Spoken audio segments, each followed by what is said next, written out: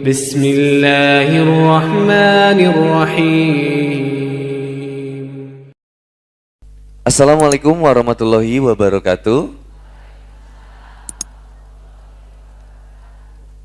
Alhamdulillahilladzi arsala rasulahu bil huda wa dinul haqq liyutsirahu ala dini kulli wa kafa billahi syahida.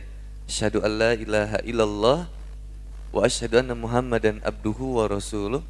Allahumma shalli ala Muhammad wa ala alihi wa sahbihi wa man tabi'ahum bi ihsan ila yaumiddin. Qala Allah ta'ala fi kitabil karim, a'udzu billahi minasyaitonir rajim. Ya ayyuhalladzina amanu taqullaha haqqa tuqatih wa la tamutunna illa wa antum muslimun.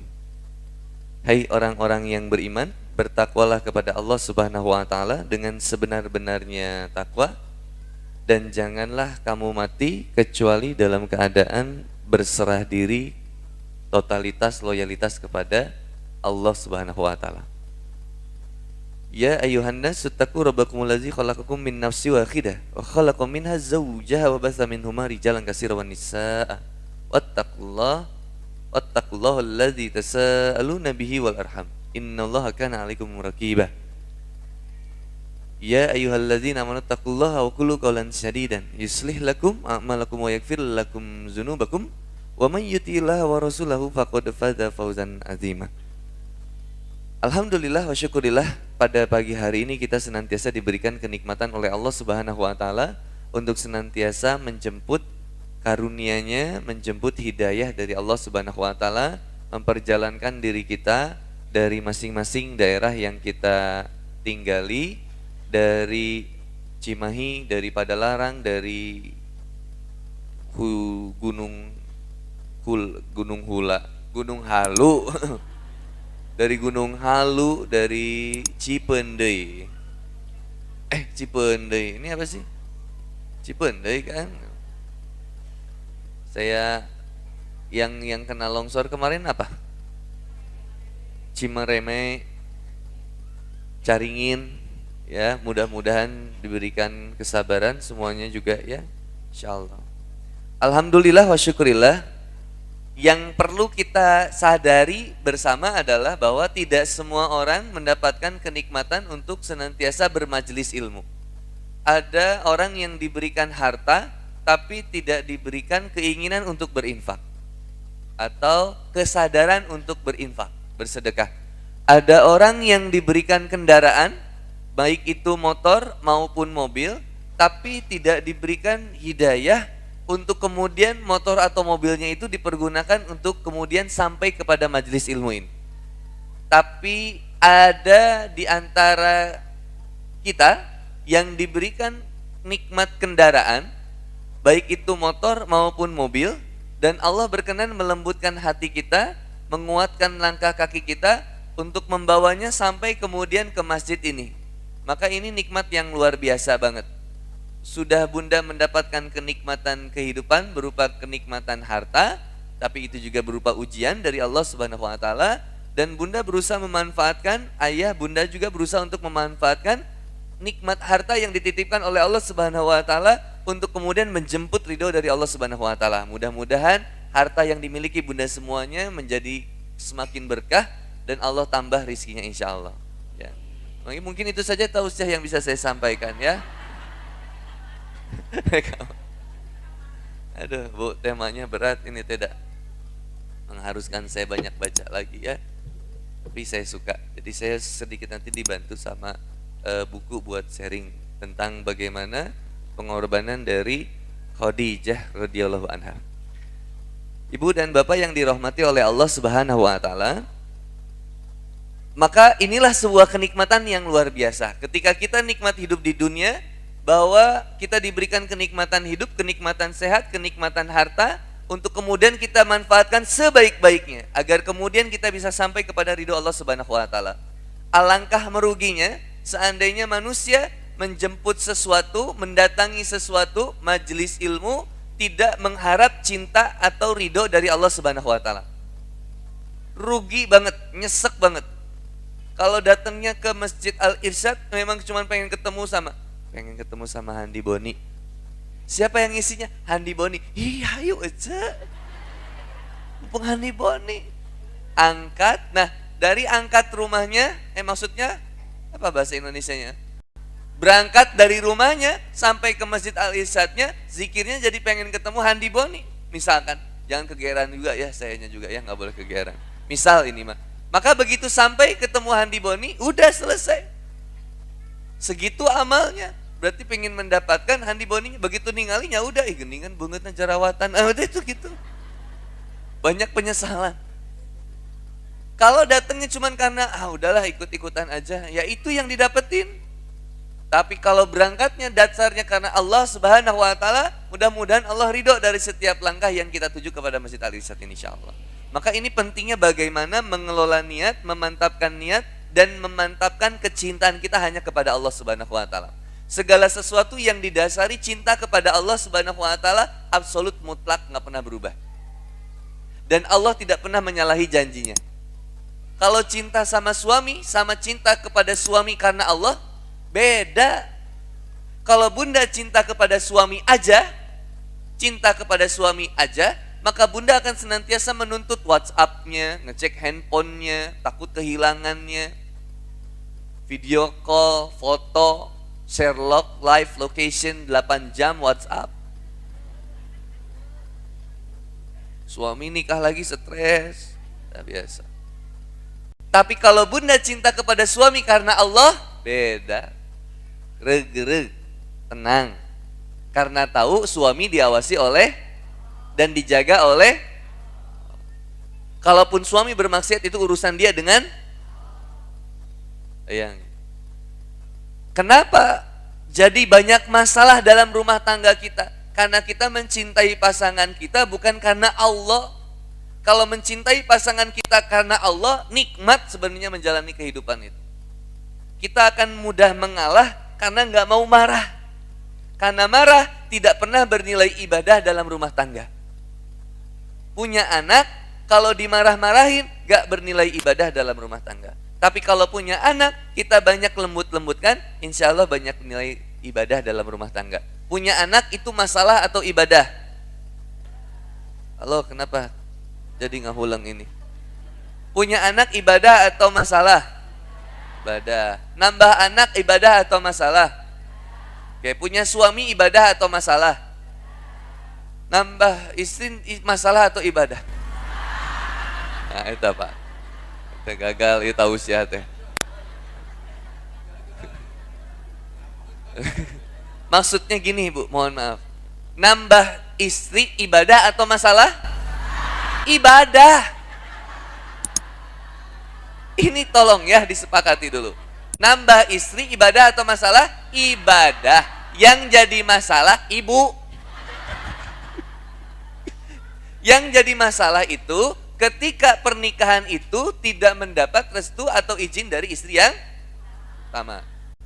Sepakat kan? Kalau dapat izin ibadah atau masalah? Tuh. Jadi diizinan. Kan gitu aja, jujur kan enak jadinya. Berarti ibu belum beribadah enggak Ustaz? Ya, ini kita dudukin dulu. Semua hal itu ibadah. Nambah rizki ibadah atau masalah? Nambah mobil ibadah atau masalah?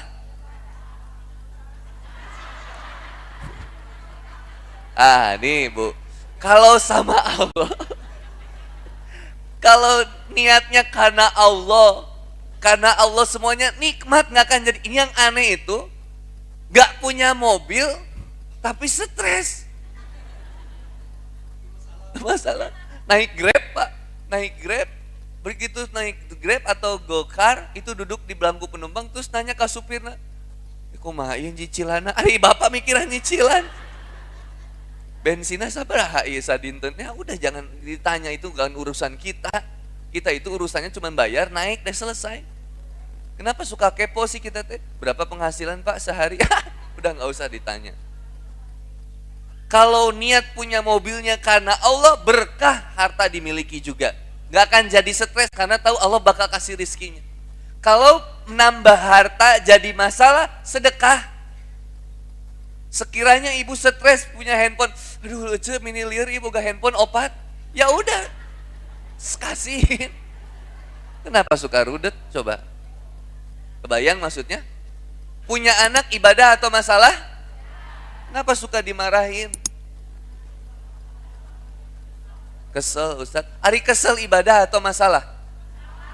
Menyesal itu, kesel itu, mengeluh itu tidak pernah menyelesaikan masalah. Yang bisa menyelesaikan masalah itu ketika kita mengaitkan segala sesuatu dengan rangka ibadah kepada Allah Subhanahu wa taala. Ini penting sekali mendudukan permasalahan tentang betapa cintanya kita kepada Allah Subhanahu wa taala sehingga apapun yang ada di sekitar kita itu menjadi bernilai ibadah. Maka lihat di Quran surat Al-Baqarah ayat 165, Allah Subhanahu wa taala mengatakan walladzina amanu asyaddu hubbalillah, orang yang beriman itu cintanya teramat sangat besar kepada Allah Subhanahu wa taala. Maka hadirlah seorang wanita yang begitu mulia di zaman jahiliyah. Pada saat itu yang 15 tahun sebelum tahun gajah lahirnya. Rasulullah Muhammad SAW, Muhammad bin Abdullah bin Abdul Muttalib bin Hasim bin Qusay itu lahir pada tahun gajah. Sedangkan wanita ini, wanita yang mulia ini yang dijuluki oleh Zaid bin Bakar ini dengan julukan At-Tahirah atau wanita yang suci. Siapa ini? Khadijah binti Khuwailid bin Asad bin Abi Uzza bin Qusay. Nah, di bin Qusay ini nasabnya bertemu dengan Rasulullah Muhammad sallallahu alaihi wasallam. Khadijah binti Khuwailid bin Asad bin Abdul Uzza bin Qusay bin Kilab bin Murrah bin Ka'ab bin Lu'ay bin Ghalib bin Fahr bin Malik bin Nadar bin Kinana Al-Quraisy Al-Asadiyah. Ya, silakan diulangi. Saya heran yang ini isi air putih, air nu ieu kosong maksudnya naonnya? Untuk teh anget mungkin ya. Sepertinya teh manis anget, tapi nggak apa-apa. Mungkin. Saya hanya berprediksi saja. Karena Allah sudah memberi sesuai dengan apa yang dibutuhkan. Jangan pernah meminta lebih kepada makhluk, tapi berharaplah kepada Allah. Semoga Allah berikan hidayah kepada panitia. Nggak bisa.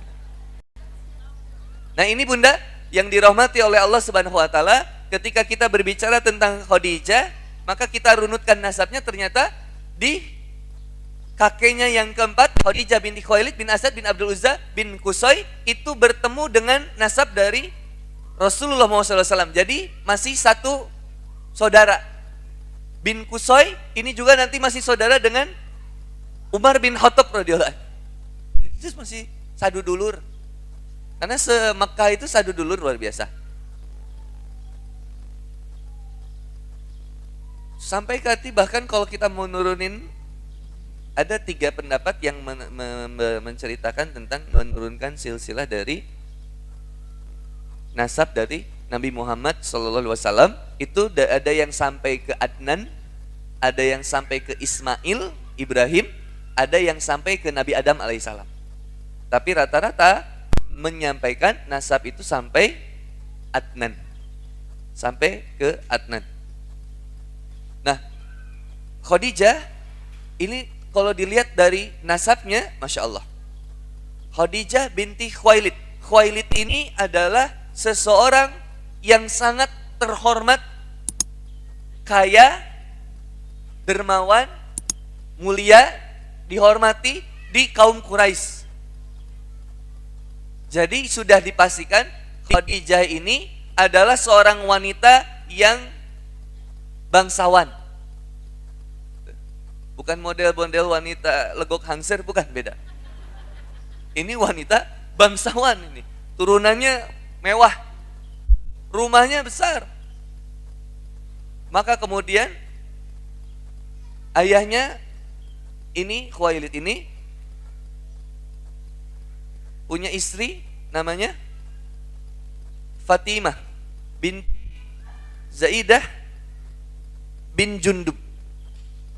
Nah ini ibu dari Khadijah radhiyallahu anha, At-Tahirah, wanita yang suci. Nah, lalu singkat perjalanan, Khadijah tumbuh besar menjadi seorang wanita yang cantik banget.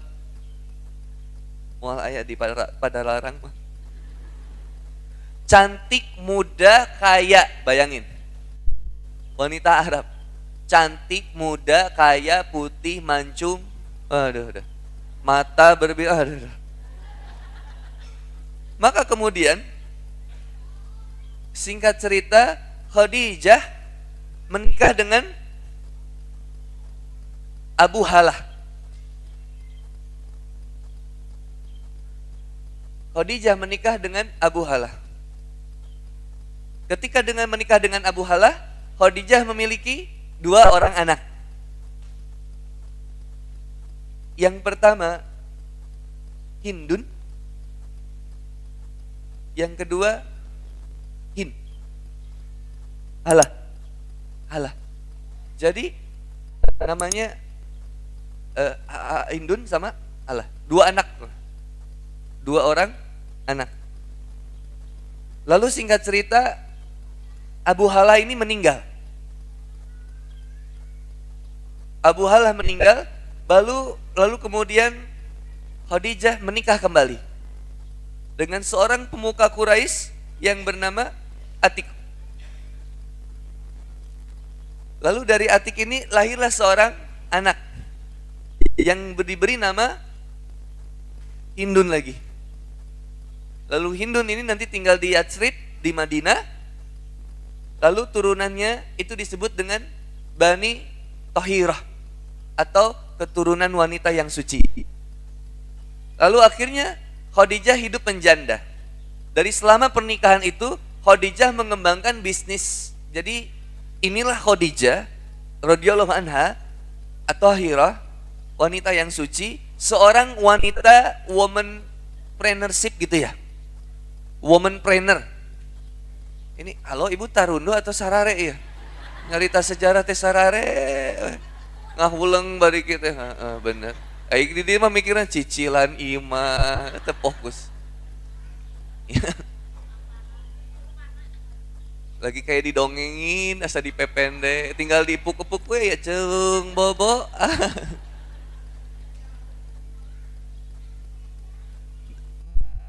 Khadijah ini ketika muda, kaya, cantik,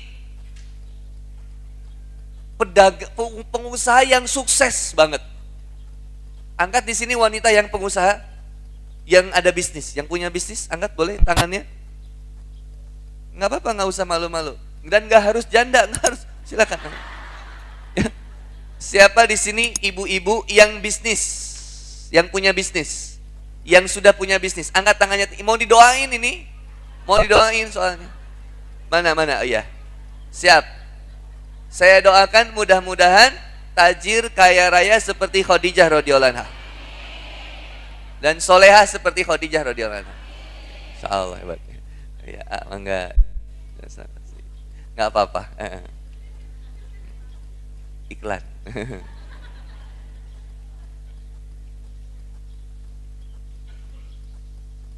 Sampai mana tadi ya? Hah? Oh, usia muda. Oke. Pada usia udah muda. Oke, udah suami istri udah nikah ya. Nah, masa itu Bunda, masa ketika menikah dengan yang pertama siapa tadi? Abu Halah. Ketika menikah dengan yang pertama ini udah ngembang usaha, tajir melintir, kaya banget. Lalu suaminya meninggalkan 2 orang anak, yang Hind, anaknya ini salah satunya adalah nanti yang kemudian menjadi salah satu sahabat setia Rasulullah SAW di kemudian hari. Yang nanti main sama Rasul gitu. Anaknya tiba-tiba ngebangunin Rasul, nanti tiba-tiba Rasul bilang, halah, gitu lah. Lucu lah pokoknya ceritanya, panjang. Gak ngerti ya. Nah, lalu kemudian menikah lagi dengan Atik, menghasilkan 1 orang anak. Berarti total Khadijah punya 3 orang anak. Nah, setelah menikah dengan yang kedua, pemuka Quraisy ini, suami yang kedua ini juga meninggal. Suami pertama gagal, meninggal. Suami yang kedua gagal, meninggal. Jadi bagi ibu, mohon maaf, bagi ibu atau teteh yang baru gagal pernikahan satu kali atau ditinggal meninggal suami, jangan berputus asa untuk mendapatkan suami yang terbaik menurut Allah Subhanahu wa taala. Bismillah, semangat gitu. Jangan Ustadz Abi mah jendes. Jadilah high quality jendes gitu maksud Bapak, ya. Bagaimana menjadi high quality janda? Ekonominya mantap, usahanya mantap. Maka lihat Bunda, cantik, muda, kaya, pengusaha, janda. Nih lihat, janda muda pengusaha dengan 3 orang anak. Hebat nih. Sangat, bayangin, ini saya ngebayangin kekayaan Khadijah, saya sampaikan. Sepertiga kekayaan di Mekah itu kekayaan Khadijah. Jadi kalau kafilah dagang Quraisy semuanya disatukan hartanya dibandingkan dengan hartanya Khadijah jauh. Itu baru bisa menyainginya ketika disatukan semuanya, semua kafilah dagang Quraisy baru bisa menyaingi harta Khadijah radhiyallahu anha. Tajirnya banget. Bayangin. Sampai Khadijah ini karena janda, muda, kaya, pengusaha, cantik, kira-kira banyak yang mau nggak? Aduh, ngantri. Orang ngelamar, menawarkan hartanya. Kan lucu ya? Yang mau dilamarnya kan janda kaya, cantik pula. Bawa harta, saya lebih kaya dari kamu. Akhirnya Khadijah radhiyallahu anha fokus membesarkan 3 orang anaknya. Fokus membesarkan anak dan mengembangkan usaha bisnisnya. Sampai suatu ketika, ingat perbedaan Khadijah radhiyallahu anha dengan Rasulullah Muhammad SAW kurang lebih 15 tahun. Khadijah dilahirkan 15 tahun sebelum tahun gajah, Nabi Muhammad SAW dilahirkan pada tahun gajah. Maka kemudian Khadijah radhiyallahu anha ini kemudian ada perjalanan perdagangan yang akan dilakukan ke Syam. Pada suatu hari Khadijah akan melakukan perjalanan perdagangan ke Syam. Bayangin. Lalu kemudian Khadijah mencari sosok orang yang bisa bertanggung jawab atau disebut sama kita jadi managing marketing area gitu pada saat itu mungkin. Sales atau apa, manager sales mungkin. Area manager sales atau area sales manager ASM kalau sekarang. Yang mengontrol, bertanggung jawab dagangan yang akan dibawa oleh Khadijah dari Mekah, dari Ummul Qura, dari tanah kelahirannya sampai ke Syam. Lalu pada saat itu lagi viral banget. Lagi viral seorang anak muda yang jadi perbincangan pada saat itu, yang selalu diomongin di mana-mana. Yang selalu di-repost setiap kegiatannya sama orang. Siapa anak muda ini? Muhammad bin Abdullah bin Abdul Muttalib bin Abdul Manaf bin Qusay. Nah, virallah seorang anak muda yang dikenal jujurnya luar biasa. Kemudian Khadijah radhiyallahu anha berpikir untuk kemudian gimana kalau dia. Akhirnya kemudian Nabi Muhammad SAW interview sama, wawancara sama Khadijah. Ini first time dia ketemuan. Coba, cinta itu datangnya dari mata jatuh ke hati. Gitu. Pernah gak ibu ngelihat suami sampai deg-degan? Pernah? Sering, cina Ustaz. Bakat kuloba masalah nah Ustaz.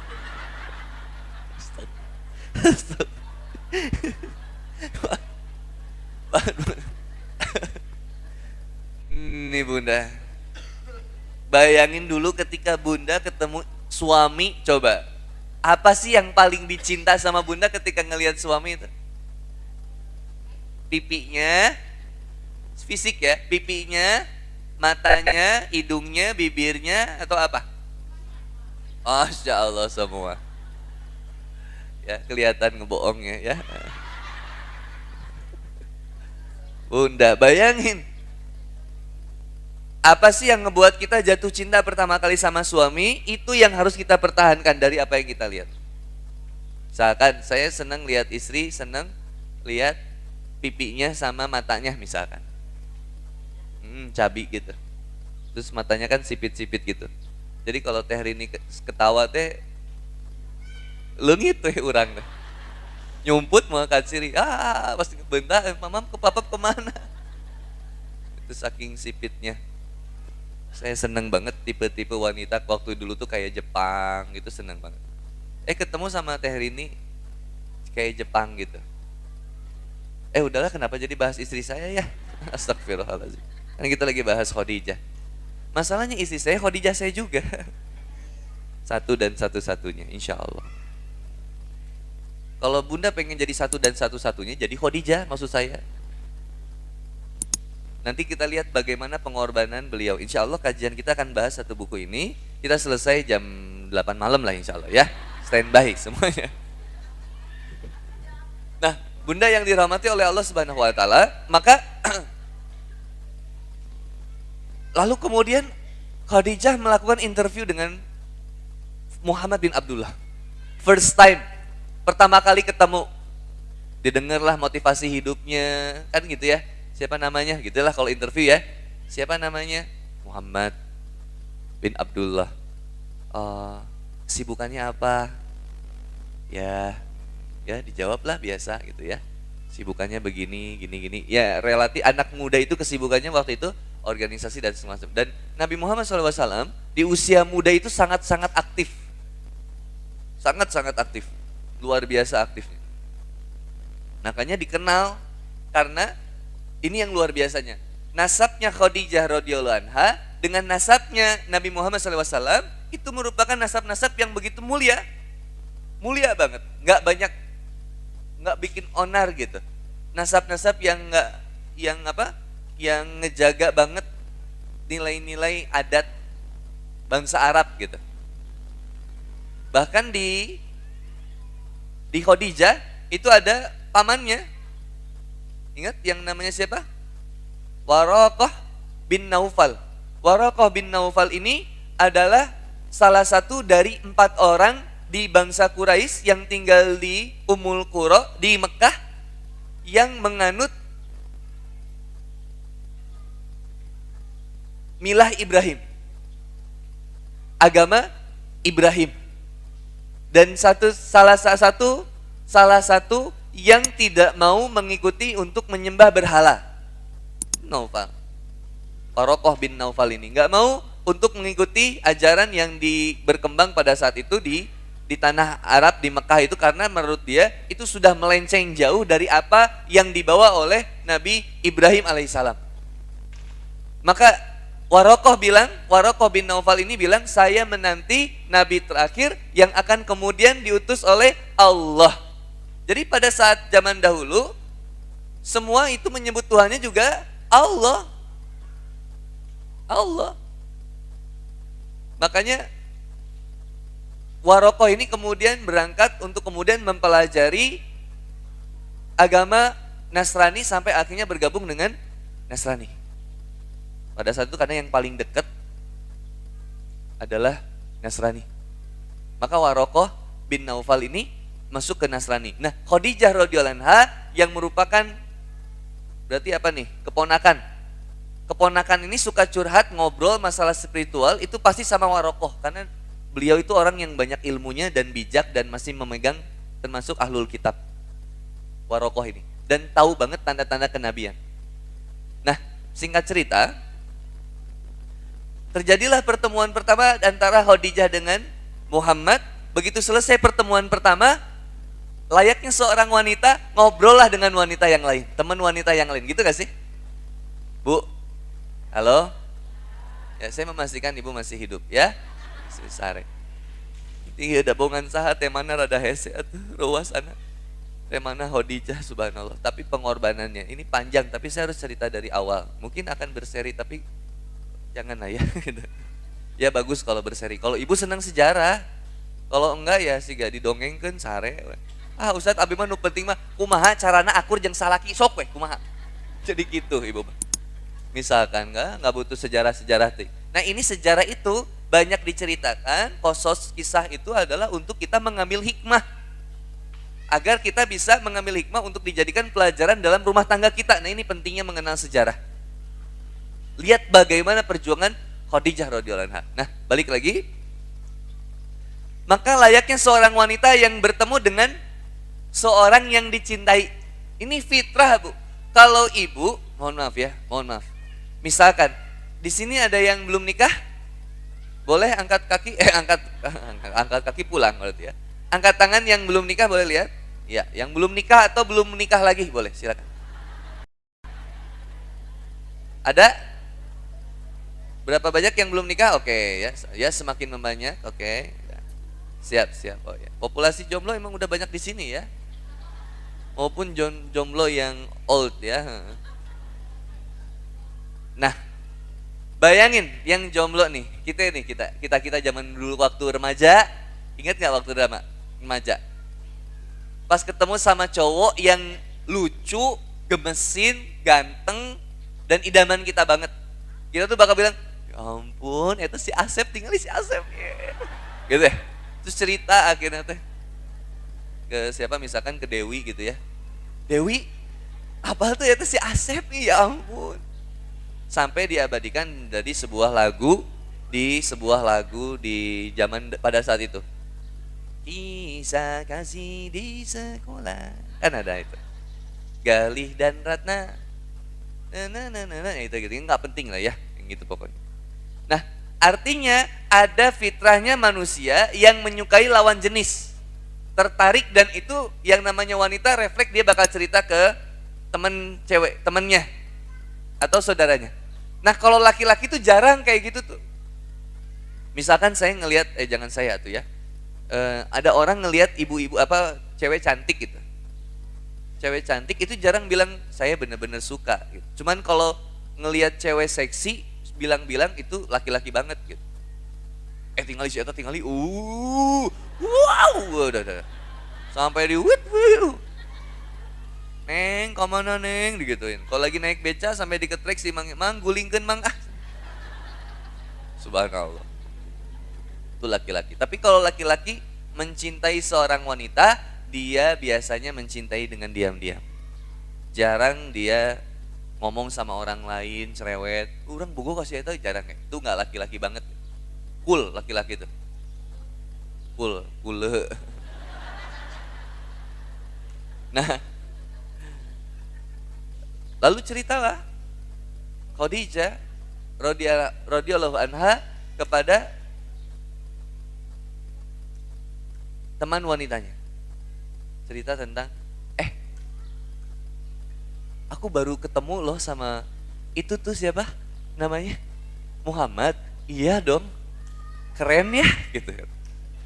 Bahkan disebutin sama Khadijah yang gak kebayang sama wanita itu, yang wanita itu bilang gini, sampai segitunya kamu merhatiin dia. Kebayang gak?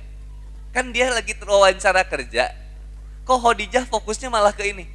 Badannya tinggi, dadanya bidang, rambutnya berapi hitam, matanya hitam, giginya putih, rapi, wajahnya bersih, bersinar. Ya ampun, terus temannya nanya, kamu kan lagi wawancara kerja, bukan lagi ta'aruf. Astagfirullah, lupa katanya. Sampai kemudian kata Khadijah, oke, aku akan memberikan pekerjaan itu kepada Muhammad.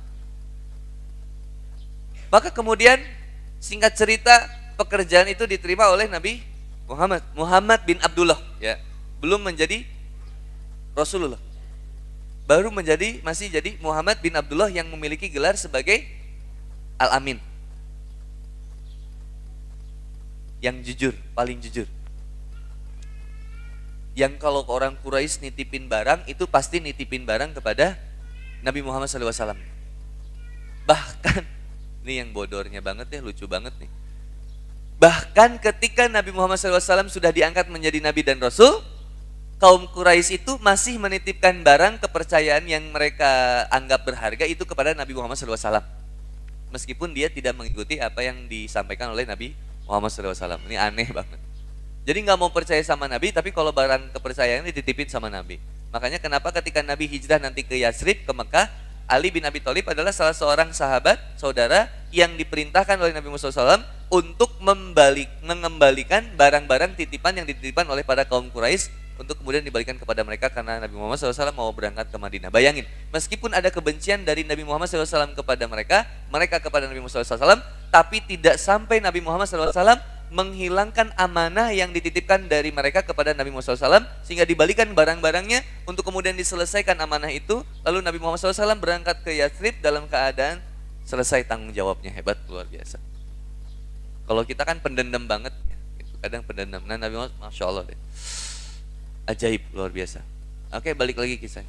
Lalu berangkatlah Nabi Muhammad SAW untuk berdagang di Syam. Singkat cerita, barang dagangan yang dibawa itu teramat sangat banyak. Lalu ketika singkat cerita barang dagangan itu sampai di Syam, lalu didagangkan, lalu kemudian pulang.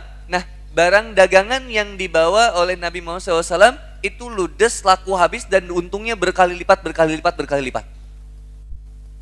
Sampai kekayaan Khadijah semakin luar biasa. Akhirnya Nabi Muhammad SAW presentasi melaporkan LPJ, laporan pertanggungjawaban tentang perjalanan perdagangan yang telah dilakukan ke Syam bersama dengan Maisarah untuk kemudian dipresentasikan kepada Khadijah radhiyallahu anha. Lalu Khadijah teramat sangat kagum, lalu terbisik dalam hatinya keinginan untuk kemudian memiliki Nabi Muhammad SAW.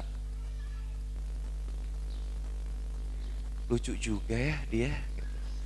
Kayaknya dia yang ini kalau jomblo tuh paham banget nih kayak begitu-gitu.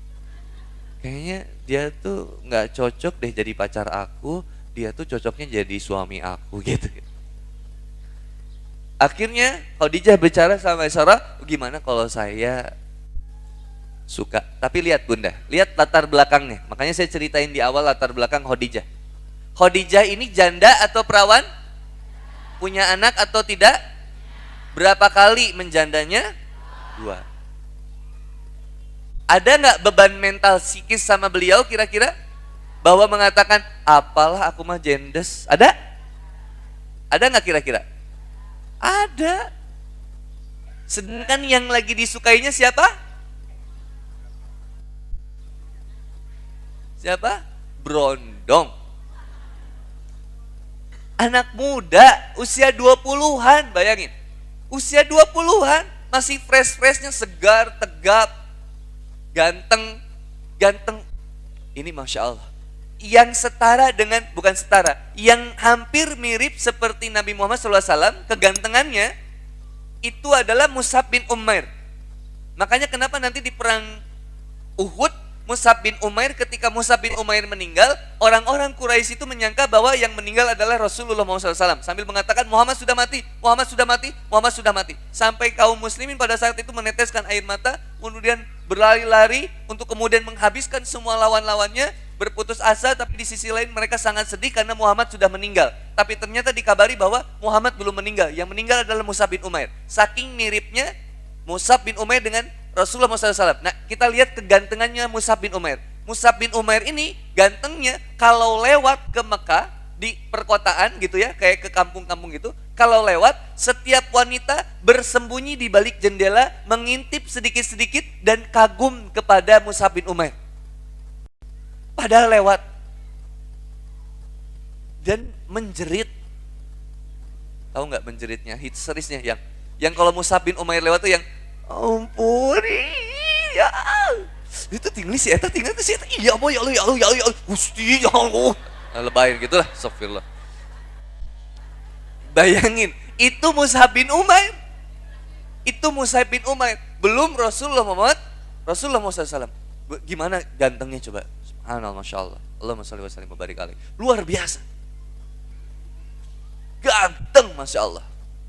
Maka kemudian Khadijah radhiyallahu anha yang janda, punya 3 anak, menyukai, mencintai seorang anak muda yang gantengnya dikagumi pada wanita yang lain juga, yang jadi idola juga gitu. Bayangin yang ganteng-ganteng. Oh, orang Arab tuh emang ganteng, Bunda. Hidungnya mancung, putih gitu ya, tinggi. Ya kayak Habib lah. Habib itu kan lucu-lucu ya. Ganteng-ganteng maksudnya bukan. Saya punya guru di Semarang namanya Habib Muhammad Al-Mutohar. Habib Muhammad Al-Mutohar ganteng banget. Bunda follow Instagramnya. Tapi nggak usah lah kalau jadi ini ya. Kalau jadi zinah mata. Habib Ali Alkaf, Garut, gantengnya luar biasa. Makanya kalau saya jalan sama Habaib, lagi nemenin misalkan lagi ke Semarang, Habib Ali lagi di Semarang, Habib Muhammad Al-Mutohar di Semarang, saya lagi di Semarang ngisi, nanti ditelepon, Bon, di mana? Di hotel Ustaz, ngopi bertiga, Habib Ali Alkaf, Habib Ahmad Al-Mutohar, sama Handi Boni. Kelelep saya. Mending balik lah gitu nges tah. Mending cicing di Padalarang geus puguh-puguh hari deung kabeh. Enggak, bercanda. Astagfirullahaladzim. Jadi itu Bunda, kalau jalan-jalan sama Habib mah mending geus lah gitulah. Mending di tukang we mawakeun tas me disangka asisten we gitu. Daripada Handi Boni ini udah gitu males lah. Dan geus silap semua. Ibu-ibu enggak ada yang foto sama saya itu. Makanya besok saya ngisi di Masjid TSB 3 ada Habib Muhammad bin Anis, ada Habib Ali Alkaf, ada Handi Boni. Tak saya teh cukup urang mah MC we atuh. Aduh. Masalahnya saya nggak sanggup kalau harus duduk dengan zuriat Nabi itu saya nggak sanggup. Di bawah nggak pantas gitu. Masya Allah beliau mulia, adabnya, gantengnya udah pasti, jago basket, udah deh. Besok ketemu di TSB lah, pada asar. Paginya main basket kita, tapi saya nggak akan kasih tahu main basketnya di mana karena bahaya bagi para wanita, ya. Kenapa jadi kesana ya? Oh ini dulu. Khadijah radhiyallahu anha mencintai Nabi Muhammad SAW. Dan ternyata diam-diam Nabi Muhammad SAW pun mengagumi Khadijah. Aduh, ya mah tinggal dicomblangkeun teh geuning. Maka ada pencomblangnya ini ada. Yang menyambungkannya ada. Ya. Siapa yang nyomblanginnya? Saroh tadi disomblangin lah akhirnya. Dengerin curhatannya Khadijah gimana sih? Ya aku tuh seneng banget kalau lihat dia tuh kayak ya Allah, deg-degan banget. Lalu kemudian Nabi Muhammad SAW juga ternyata menyimpan perasaan. Tapi kata Nabi Muhammad gini, apalah aku mah itulah. Dah aku mah apa tuh? Dia mah wanita kaya raya, tajir, cantik. Saya hanya laki-laki yang miskin. Biasa-biasa aja aku mah tuh. Apa aku mah gitu. Nabi Muhammad juga merasa, Muhammad bin Abdullah merasa juga dia jiper itu apa? Ngedrop duluan, udah ngedrop duluan. Aduh Khadijah udah deh. Bayangin teh gini. Khadijah ini terkenal gitu. Khadijah ini terkenal di Ummul Qura, di Mekah itu sangat terkenal, janda, kaya, cantik, orang segen ngedeketinnya. Tiba-tiba ditanya, Muhammad gimana, seneng gak sama Khadijah? Ada perasaan gak sama? Udah tuh. Yang suka sama dia, yang suka sama Khadijah, kan pemuka-pemuka Quraisy lagi. Yang di atas Nabi umur-umurnya. Di atas Muhammad umur-umurnya. Lebih tajir sama Muhammad. Lalu ketika itu gimana disiasatinya? Akhirnya disampaikan. Mau enggak? Maka ditemani nanti sama pamannya pamannya Muhammad bin Abdullah. Untuk kemudian menyampaikan hasrat dari Muhammad kepada Khadijah. Yang Khadijah sudah siap menunggu untuk menjawab, iya aku terima. Ini lihat perjuangannya, lihat jomblo tolong dengerin ya. Ini pertama. Jadi pertama memperjuangkan cinta itu bukan langsung dikasih coklat takluk, bukan. Ya ampun Ustadz, dia SMS aku dong. Nah udah, yang kayak begitu-begitu tinggalin. Pacar tinggalin. Ibu yang punya anak pacaran tinggalin. Sama dengan ibu mempunyai pekarangan taman di rumah yang sudah diapik-apik sama bunda, habis ratusan juta untuk membuat taman itu, dan bunda membiarkan orang mengacak-ngacak taman itu sesukanya. Kira-kira nerima atau enggak? Ini anak bunda, bukan taman. Dibawa sama orang jangan mau kalau belum jelas nasabnya, belum jelas agamanya, bahkan belum jelas kedudukannya. Siapa kamu? Suami dia bukan?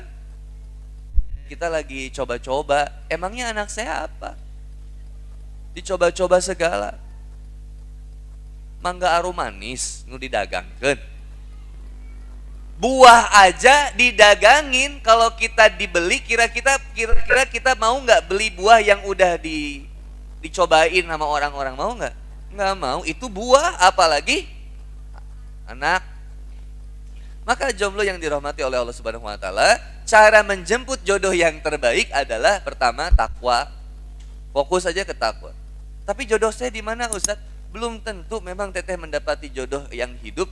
Bisa jadi teteh berjodoh dengan kematian. Tapi setidaknya teteh berikhtiar maksimal untuk memantapkan hati supaya teteh ikhlas untuk menerima ketetapan Allah dan berikhtiar mencari jodoh terbaik di jalan Allah Subhanahu wa taala. Gimana caranya? Datangi majelis, ngobrol sama istri Kang Boni atau Kang Boni untuk kemudian kira-kira ada nggak Ustadz yang lagi lowong spare gitu. Nah itu nanti bisa disambungkan kan gitu. Inilah yang namanya nanti murobi atau perantara itu untuk kemudian menggabungkan itu. Dan nggak, saya selalu ngewanti-wanti beda zaman dulu sama zaman sekarang. Zaman sekarang itu kalau mau ta'aruf itu bisa lewat WhatsApp.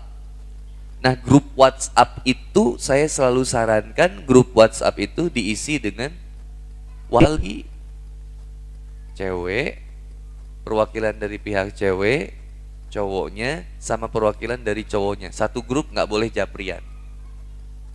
Hindari japrian karena japrian itu yang akan menghantarkan syahwat nanti berikutnya. Jangan macam-macam sama kasmaran, nyesek, dah balik lagi. Lalu akhirnya singkat cerita Nabi Muhammad SAW datanglah kepada Khadijah mengutarakan hasratnya ditemani oleh pamannya, yaitu salah satunya adalah Hamzah. Lalu kemudian dari Khadijah juga ada yang menemani. Lalu kemudian dipertemukan, ngobrol-ngobrol, klik, ketemuan, deal. Akhirnya mereka menikah. Khadijah usia kurang lebih sekitar 40 tahunan. Rasulullah SAW usia sekitar 24-25 tahun. Perbedaannya berarti 15 tahun. Perbedaan 15 tahun tidak menjadikan kemudian canggung. Maka mereka menikah dan mahar yang diberikan dari Nabi Muhammad SAW kepada Khadijah berupa 40 ekor unta. Insyaallah 40 ekor unta.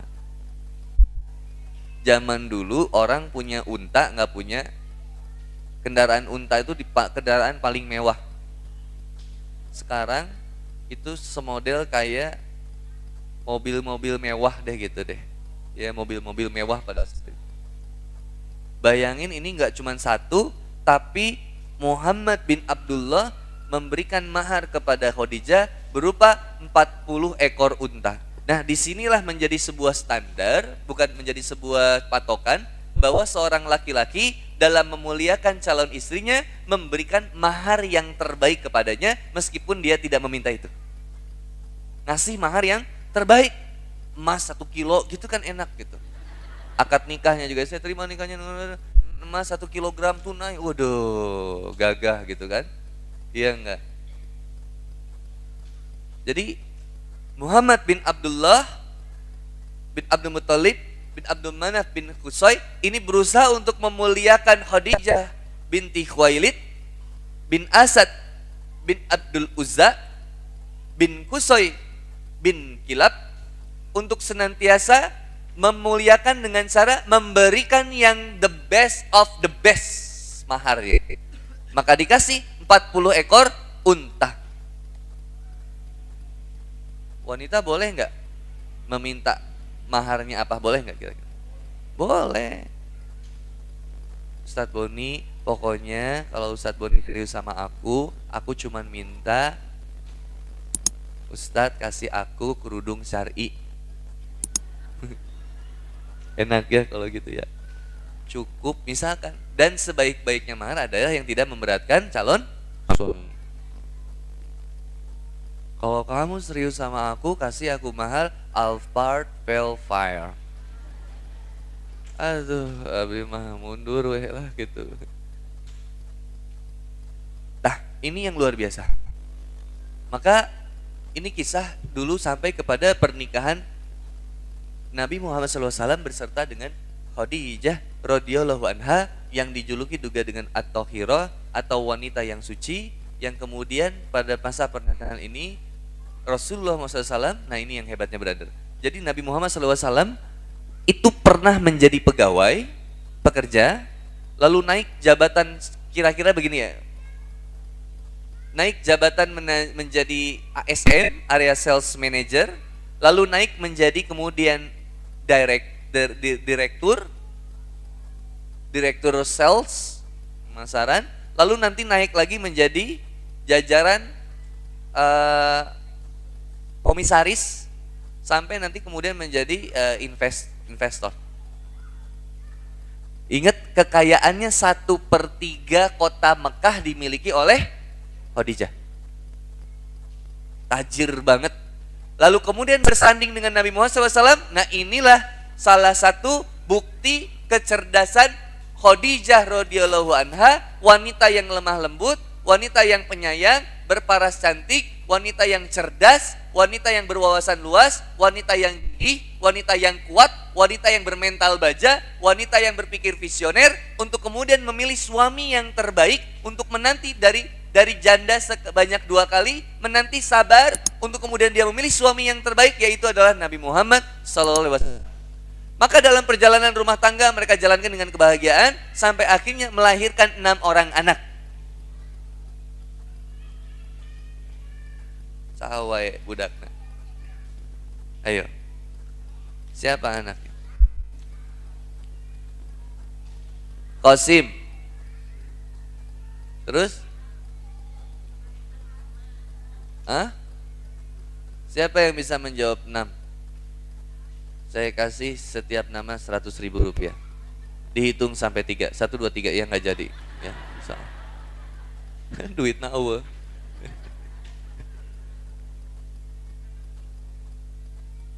Enam orang anak.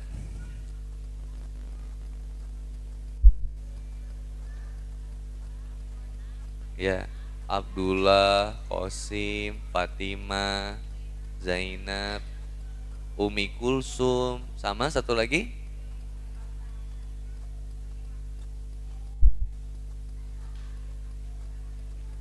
Fatimah, 1 Qasim, Abdullah, Zainab, Fatimah, Ummu Kulsum, Ukayah. Nah, 6 orang anak inilah yang dimiliki oleh Rasulullah SAW beserta dengan Khadijah, yang namun pada perjalanan nanti anak laki-lakinya semuanya meninggal. Anak laki-lakinya semuanya meninggal. Nanti keturunan Nabi Muhammad SAW itu yang masih hidup itu tinggal dari laki-laki itu tinggal cucunya, yaitu Hasan dan juga Husain. Nah, dari Khadijah dikaruniai 6 orang anak ini, 6 orang anak, oke. Nah, masa penjalanan itu suatu ketika Khadijah radhiyallahu anha itu tidur. Ya iyalah tidur pasti. Ini tidur tapi mimpi. Mimpi. Layaknya orang yang mimpi. Khadijah kelelahan, habis ngurus ini itu, lalu kemudian berbaring di ranjangnya, lalu kemudian tertidur. Ketika tertidur, lalu Khadijah itu mimpi. Mimpinya ada cahaya matahari yang begitu bercahaya yang mendekati rumahnya.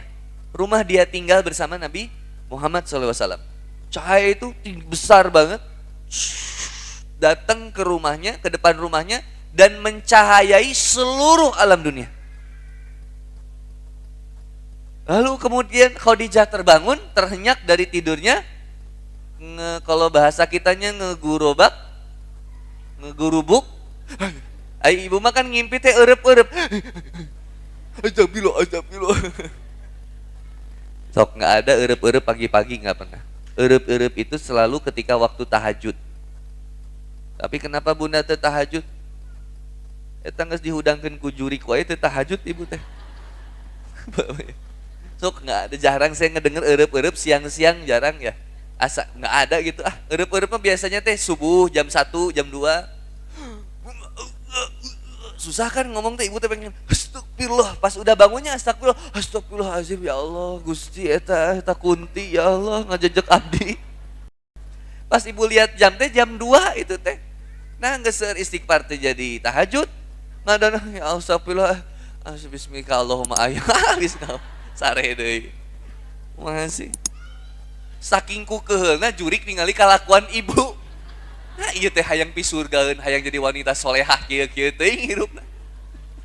Gitu. Nah, wallahu alam ya. Mimpi gitu, begitu ngorejat, ngorejat. Bukan ngegerubuk, ngorejat. Begitu ngorejat kaget, lalu Khadijah itu kemudian laporannya ke siapa? Waraqah bin Naufal. Laku bilang ke pamannya, "Hai paman." Langsung dicari pamannya. Pamannya lagi baca lembaran-lembaran, ada yang namanya Samawi. Lembaran-lembaran Samawi itu biasanya dari Ibrahim. Baca-bacaan dari Milah Ibrahim. Lagi baca-baca kisah itu nggak bisa diganggu. Waraqah itu kalau lagi baca lembaran-lembaran kitab Samawi, itu nggak bisa diganggu karena dia lagi belajar sejarah ilmu agama.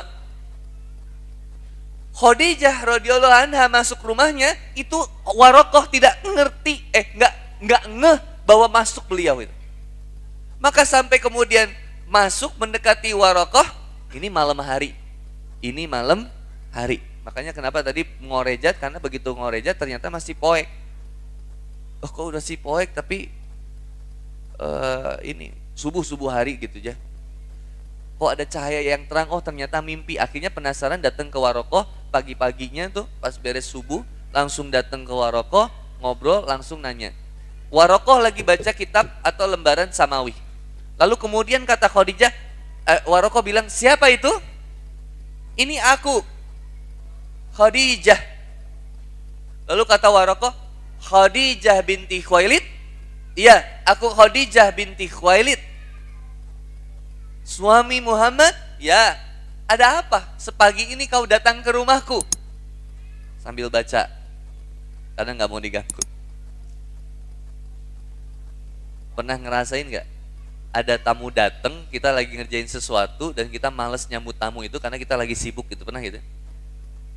Nah, lalu kemudian Khadijah bilang gini, "Aku bermimpi."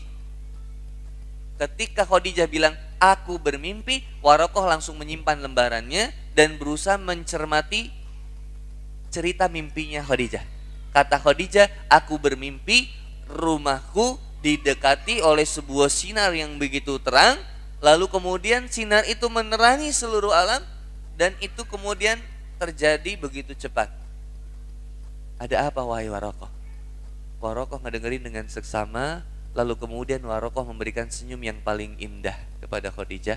Lalu mengatakan, "Wallahi, demi Allah, sungguhnya akan hadir di rumahmu Nabi yang akan memberikan cahaya bagi kegelapan yang ada di dunia ini. Maka bersabarlah wahai Khadijah. Temani perjuangannya dan jangan pernah kau tinggalkan dia." Lalu singkat cerita Khadijah pulang. Berlanjut usia, sampailah usia Rasulullah Muhammad SAW di usia 40 tahun. Ini singkat cerita aja ya. Sampai usia Rasulullah SAW kurang lebih 40 tahun. Berarti usia Khadijah berapa? Bedanya 15 tahun. 55. Usia Khadijah 55 tahun, usia Rasulullah SAW Muhammad bin Abdullah itu usianya 40 tahun. Lalu kemudian uzlah ke Gua Hira. Lalu Khadijah senantiasa menghantarkan makanannya ke Gua Hira. Bagi ibu yang sudah pernah naik ke Gua Hira, itu kira-kira terjal atau datar? Cadas batunya atau lembut? Panas nggak kalau siang? Dingin nggak kalau malam? Banget. Itu jalurnya luar biasa panasnya. Rasulullah SAW Muhammad bin Abdullah melakukan itu untuk kemudian berdiam diri di Gua Hira. Dipilihnya itu sebagai tempat yang paling nyaman, yang dia kemudian tinggal di sana untuk kemudian bermuhasabah, mentafakuri apa-apa yang kemudian sudah terjadi dan apa yang kemudian terjadi di lingkungan ini. Ini menjadi sebuah peringatan bagi kita atau saran bagi kita yang seandainya kita lagi banyak masalah, Bunda, kalau banyak masalah, ciptakanlah mihrab di rumah. Apa itu mihrab? Tempat kecil seukuran sejadah yang tidak dipakai urusan apapun kecuali urusan zikir, baca Quran, sholat, merenung. Situ. Yang Bunda kalau mau nangis nggak ada yang tahu. Kalau Bunda tahajud nggak ada yang tahu. Kalau bisa disiapin. Kalau saya disiapin satu itu. Ada di kalau kita ke Mekah, di Madinah, ada yang jualan itu di Benwood apa tuh? Di dekat situ di mallnya Madinah itu ada yang dagang sejadah Raudhah. Ukurannya lumayan besar. Nah Bunda beli itu aja. Beli itu, bawa ke rumah, simpen, dah pagerin tuh. Pakai pagar yang beli di Ace Hardware tuh. Kalau enggak mau dipakai trip lock boleh gitu. Kalau saya dibikinnya rada terbuka, tapi di situ nggak boleh dipakai untuk urusan dunia, buka handphone, main game, urusan kerjaan nggak boleh. Itu cuman dipakai untuk zikir, baca Quran, wirid, murojaah, merenung.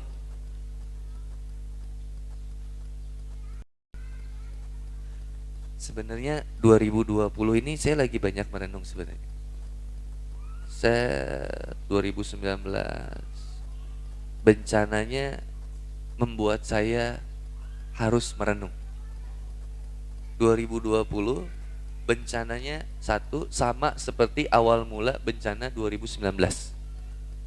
Lihat, 2019 tsunami, ya kan? Tsunami, dan juga yang kedua about sex. Seorang wanita yang pergi mencari rizki harga 80 juta. Kan awal 2019. Ya. Awal 2019 kan? Lalu awal 2020 tsunami, banjir bandang, banjir besar yang tidak pernah terjadi sebelumnya, dan juga pencabulan sodomi yang dilakukan oleh seorang warga Indonesia di Inggris sebanyak 198 laki-laki.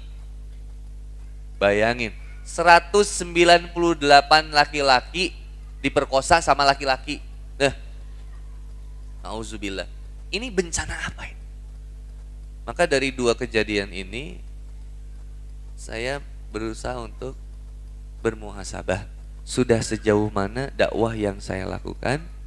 Jangan sampai saya sibuk berdakwah tapi tidak sibuk memperbaiki diri, atau bahkan meningkatkan kualitas diri, atau bahkan berserius dalam memperbaiki apa yang sedang kita dakwahi. Bunda, berapa persen sih pengaruhnya Kang Boni tausiah pada pagi hari ini? Apa sih yang berubah? Apa manfaat ilmu pada pagi hari ini? Ilmu di MTKBP yang Bunda bisa bawa pulang, yang mempertahankan Bunda. Jangan-jangan hadirnya kita karena eksistensi, hadirnya kita karena ada kepentingan, hadirnya kita karena ada urusan-urusan lain, bukan karena mengharapkan ridho Allah. Ini yang paling saya takutkan. Maka saya mengurangi jadwal sebenarnya. Ada yang saya terima jadwal. Karena saya banyakin muhasabah lagi. Ngobrol sama istri, lihat lagi, astagfirullah, bener Pak. Banyak yang diistighfarin sama saya. Ya Allah ya Karim, ya Allah ya Karim. Ayo mulai serius dakwah. Maka kemudian saya bilang sama istri, Mamam lanjutin konselingnya. Mamam saya kan, istri saya kan manggilnya Papa sama Mamam ya. Maaf yang jomblo ya. Istri saya psikolog kan, saya suruh ambil jurusan konseling lagi. Pemataman jurusan di konseling, saya memperdalam juga di communication. Kan ketemu nanti. Maka kita lagi pengen ngusahain ada rumah dakwah yang isinya salah satunya adalah konseling. Jadi nanti kayak jadwal praktek dokter gitu Bunda. Andi Boni ada hari Senin sampai Rabu setiap jam segini sampai jam segini. Mau konsultasi rumah tangga, konsultasi anak, silakan hadir kayak gitu-gitu. Istri saya juga sama nanti. Sama dari ustadz-ustadz nanti mungkin yang lain. Sama mau dibuat di bawahnya itu ruang multimedia. Karena dakwahnya nanti nggak akan banyak kayak begini. Untuk menghajar milenial itu salah satunya adalah lewat YouTube, Instagram, Spotify, Facebook, Twitter, nah itu yang dihajar. Nah yang ibu-ibu ya, ibu-ibu kan jarang ya ada. Ibu kan ningali handphone kayak geskieu ibu.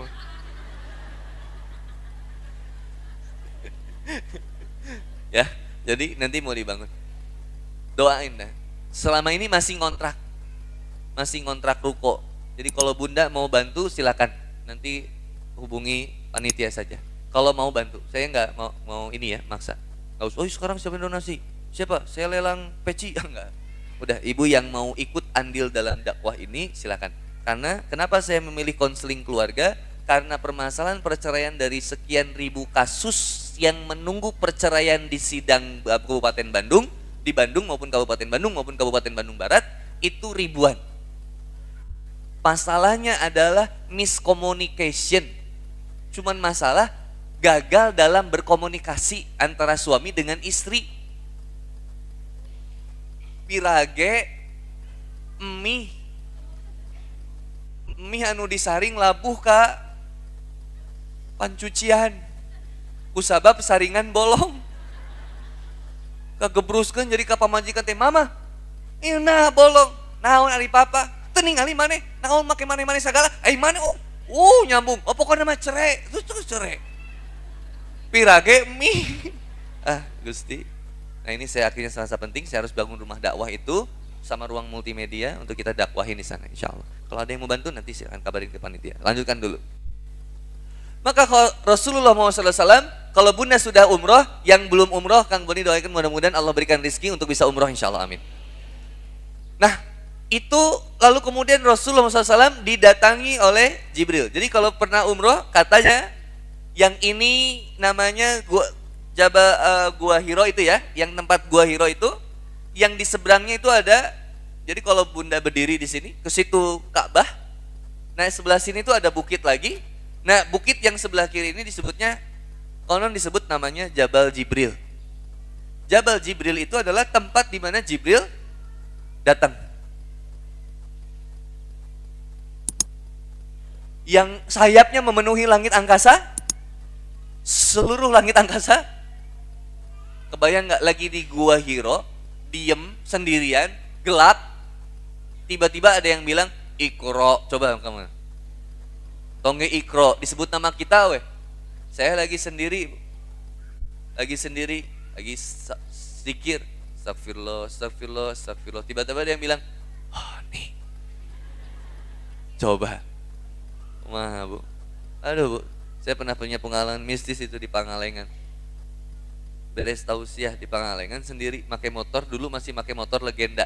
Qadarullah, lokasi dakwahnya itu harus mapai gelar, mapai galer, apa sih? Galengan, harus mapai galengan. Motor saya dulu legenda 2, yang kalau dibawa kecepatan 80 km per jam, batok hareup lepas.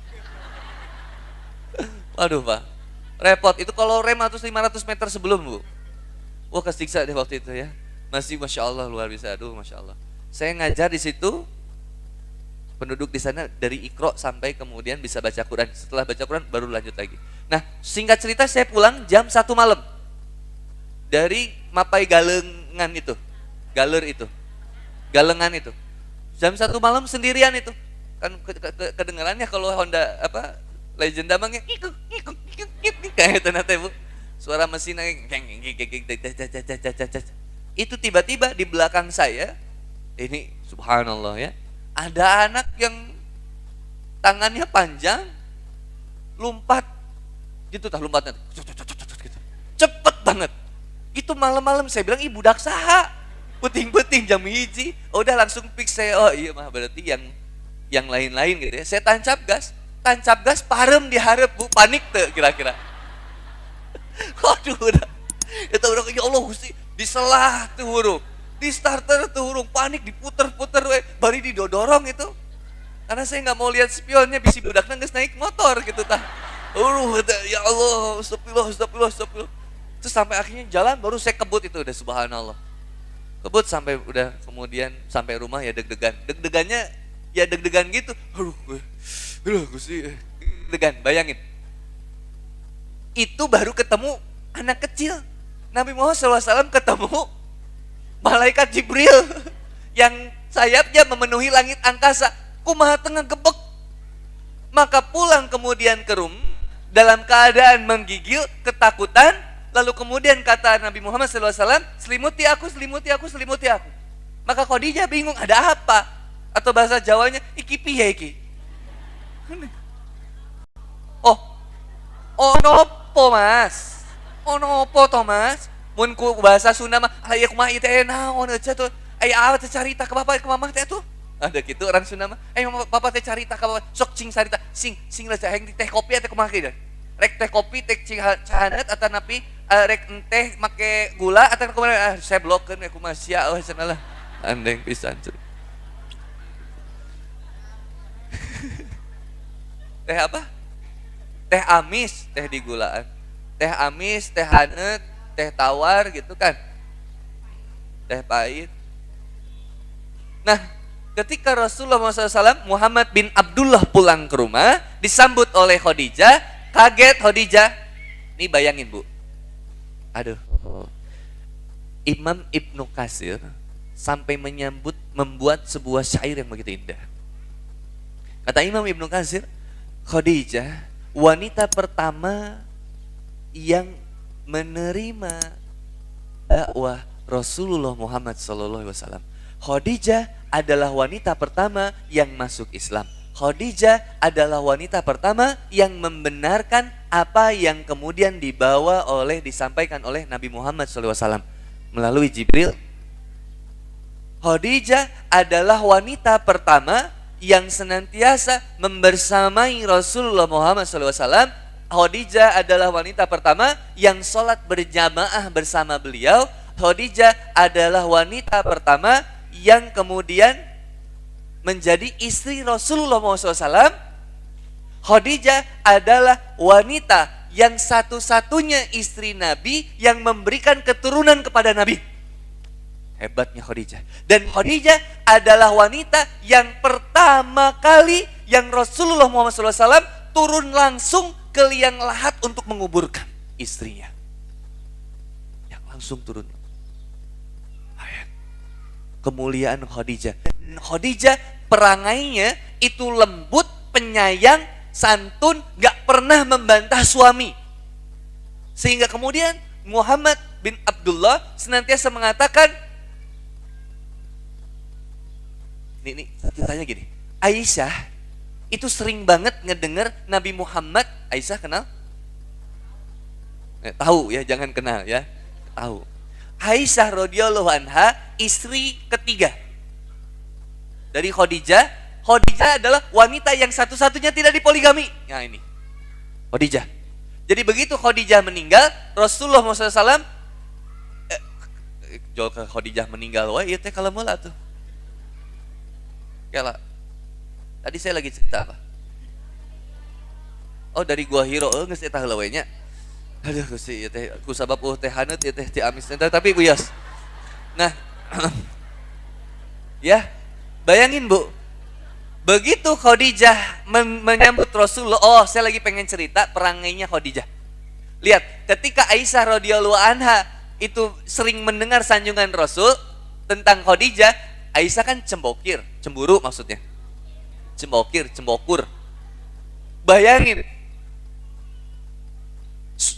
Rasulullah Muhammad SAW cerita sama Aisyah, menyanjung-nyanjung Khadijah dan memperbagus sanjungannya kepada Khadijah di hadapan Aisyah. Masalahnya bukan sekali dua kali. Sampai kata Aisyah yang diriwayatkan hadisnya oleh Aisyah, lalu kemudian Aisyah bilang gini, ya Ros, kok jadi Ros sih? Sesungguhnya, gitu katanya, engkau selalu menyanjung-nyanjungnya dan memperbagus sanjungan kepadanya. Sedangkan Allah sudah menggantikan bagi engkau wanita yang lebih baik daripada dia. Kata Aisyah. Kata Rasulullah, Allah sudah mengganti wanita yang lebih baik daripada dia. Oh, tanda tanya itu. Kalau pakai film itu ada zoom outnya. Ceng ceng ceng. Kaget itu. Hah? Gitu. Allah sudah mengganti wanita yang lebih baik daripada dia. Siapa yang kau maksud? Kamu. Tidak, kata Rasulullah. Sesungguhnya Khadijah adalah wanita istriku yang senantiasa menemani aku, membersamai aku dalam berjuang mendakwahkan Islam, dan menjadi wanita pertama kali yang membenarkan wahyu dan firman dari Allah Subhanahu wa taala ketika aku diangkat menjadi nabi dan rasul, wanita pertama yang membenarkan kemudian firman-firman Allah Subhanahu wa taala, dan wanita pertama yang senantiasa berkorban untukku hartanya, jiwanya dan segala sesuatunya, dan wanita satu-satunya yang bahkan rela kemewahannya hancur, kecantikannya luntur, kehormatannya luntur ketika membersamai dakwah bersamaku. Sedangkan kau mengatakan ada wanita yang lebih baik daripada Khadijah? Tidak, Ferguson. Enggak lah gitu. Enggak, Marimar. Enggak, Aisyah. Ini masalahnya. Khadijah, best of the best. Best of the best. Walaupun nanti ada kisah gini. Ketika itu Rasulullah SAW ditanya sama sahabatnya. Kata sahabatnya gini, ya Rasulullah, siapa sih istri yang paling kamu cintai? Dari 9 istri. Dari total 11 istri Nabi, dari 9 istri Nabi. Kenapa sih? Siapa sih yang paling kamu cintai? Ya kan kadang ada pertanyaan gitu ya. Dari sahabat. Kata Rasul, besok saya jawab. Lalu kemudian Rasulullah SAW pulang. Malam itu Rasul memberikan kurma kepada setiap istrinya. Dengan kalimat begini, ini kurma spesial buat kamu, jangan pernah bilang sama siapa-siapa. Setiap istrinya dikasih satu kurma, tanpa diketahui satu dengan yang lainnya. Datang satu kurma, Rasul datang bawa satu kurma, ini kurma spesial buat kamu, jangan bilang siapa-siapa. Ini satu kurma buat kamu, jangan bilang siapa-siapa. Besoknya Nabi Muhammad SAW ditanya sama sahabat, siapa ya Rasul istri yang paling kamu cintai? Lalu kemudian Nabi Muhammad SAW bilang gini, yang tadi malam aku kasih kurma. Langsung aja semua isinya kan, kak urang ya mah, lain kasih eta. Padahal semua dikasih. Ini hebatnya Rasulullah dalam menjaga hati perasaan wanita. Makanya nanti ada kisah juga tentang bagaimana Rasulullah SAW begitu mencintai Aisyah radhiyallahu anha. Tapi ketika Aisyah mencela atau cemburu kepada Khadijah, Rasulullah SAW tidak pernah terima. Bayangin sikap Khadijah. Ketika Rasulullah SAW keluar dari Gua Hira, disambut oleh Khadijah, ditenangkan oleh Khadijah, lalu kemudian Khadijah menidurkannya, maksudnya menidurkannya, dibaringkan di ranjangnya, lalu diberikan selimut. Makanya nanti turun wahyu berikutnya tentang ya ayyuhal mudassir kum fangzir. Hai orang yang berselimut, bangkit dan berilah peringatan. Yang ketika wahyu itu turun, Rasulullah SAW beserta Khadijah langsung bangkit dari tidurnya dan langsung mendatangi kaumnya untuk kemudian berdakwah di jalan Allah Subhanahu wa taala. Masya Allah. Ketika dengar ayat itu, langsung. Nah, singkat cerita, kemudian ditemani Rasulullah SAW. Ini hikmahnya bagi ibu-ibu. Bagi ibu-ibu dulu. Hikmahnya. Ternyata wanita yang paling terbaik yang bukan nambah masalah suami. Lihat Khadijah, ada nggak pernah ngeberatin suami? Kayak, waduh, sekibu teh, Ustaz, abi manaon atuh. Maksud saya gini, kalau setidaknya kita tidak bisa membantu suami kita dengan kekayaan kita, harta kita, maka bantulah suami kita untuk kita jaga perasaannya, jaga kehormatannya, dan jaga kewibawaannya. Jangan pernah engkau menurunkan, menjatuhkan harkat derajat martabat seorang suami di hadinya yang lainnya. Jangan. Meskipun suamimu balangsak, misalkan. Balangsak teh apa ya? Kacau kan gitu. Meskipun suamimu kacau, rudet. Tapi ketika ditanya, uce, ai salaki abdi mah kieu ari salaki ece kumaha? Alhamdulillah, rajin netepan, rajin ka majelis ilmu. Geuningan sok panggih ka karaokean keur dakwah eta mah. Jadi ini menjaga wibawa seorang suami. Jangan ke bawah sama curhatan wanita lain. Kan suka ada wanita ibu-ibu ngobrol teh. Ece salaki abdi mah Gusti, ya Allah. Mun teu sabar-sabar teuing mah. Ada eta bahasa. Untung abdi mah sok ngaji ka masjid eta ka majelis KBP. Untung abdi mah nyaho sabar teh siga kumaha ya. Eta kapanggih nge-WhatsApp geuningan. Bener ngaranna si Asep geuningan pas Asep teh pas di WhatsApp teh ku telepon ku abdi teh awewe suarana mah geuningan. Cuk urang teh ngaran Asep teh ayeuna mah ka awewe nya. Teu mah teu kahaja lepat mere ngaran Asya gitu. Tuh satu. Yang kedua ece masih keneh ece mah. Abdi mah ye ece mun teu sabar-sabar teuing. Aduh, kan kita mah selalu pengen lebih berat masalah dibandingkan orang, aneh. Maka kemudian cerita ece abdi mah. Abdi nuju ka pasar ece. Salah kita ngomong teh ngagojek ece. Geuningan ece eta teh supir Gojek abdi teh. Salaki abdi keur ditangkep ku penumpangna. Ari abdi teh naros, "Aa eta saha penumpang mama?" Nah penumpang teh nangkep teu kahaja. Kumaha eta abdi deudeuh teuing Gusti. Ceuk nu si jede cicing we. Masih mending maraneh mah cenah. Aing mah mun teu sabar-sabar teuing ye. Wah. Udah nggak akan beres-beres. Nah kalau ada ibu di situ, mohon maaf ya, ada uang aing maafin ya kata-katanya. Ini kalau ibu ada di situ, ketika ditanya, ibu gimana sikapnya? Alhamdulillah, suami saya mah aja. Alhamdulillah, kerja biasa, tapi berkah kanggo keluarga. Netepan rajin. Abah saya sok manggih ke tempat karaokean, nuju ngajak dakwah. Geuningan sok mabok basa eta ge kapungkur eta mah. Ayeuna mah tos hijrah. Nyawana teh ngaliwat salakina teh. Kumaha. Stres itu. Nah, Bu, mohon maaf ya. Maksud saya Khadijah radhiyallahu anha ini profilnya wanita yang bisa menenangkan suaminya ketika suaminya galau, risau, ada masalah, tidak tenang. Itu istri itu langsung menempatkan di posisi yang paling bawah. Menjadi pengayom pertama. Itu istri yang paling jago. Jangan sampai lebay si papa mah. Munaon, muriang, tatereh maot, mana teh tobat. Jangan digituin, astagfirullahaladzim. Harus menjadi penenang. Bagaimana menenangkan suami untuk suami akhirnya tenang. Ayo papa sok atuh. Makanya kalau suami pulang itu bunda jangan ditanya yang macam-macam. Suami pulang itu Assalamualaikum, waalaikumsalam.